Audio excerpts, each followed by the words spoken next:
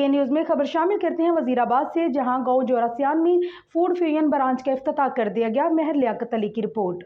افتتاح کے موقع پر چودھری ذوالفقار علی باگری، سابق additional deputy commissioner, Rana Rashid Latif Khan, Chaudhry Muhammad Javed chairman, Syed Imran Ali Shah Naqvi divisional صدر Gujranwala, Lala Qamar Rasheed Rawal welfare Pakistan, Syed Tahir Shah, Muhammad Afzal Bagri, Haji Manzar Abbas, Chaudhry Asif Javed Cheema, Rana Zeeshan Rashid Khan, Chaudhry Shabbir Rai, Malik Abdul Wahab, Malik Muhammad Waqas, Sakhi Lal travel and tours, Pervez Iqbal Hashmi, Muhammad Ashraf Sayan, sir Muhammad Afzal Saeedi, secretary union council Jorasian, Haji Pervez Mehmood, Chaudhry Manzar Hayat Khan Gori, journalist doctor Shoaib Qureshi, Rana Ashfaq, HFC Qari محمد فیاض، محمد عابد گرایا، چودھری زبیر الحسن خان کے علاوہ علاقہ کی کثیر تعداد نے شرکت کی۔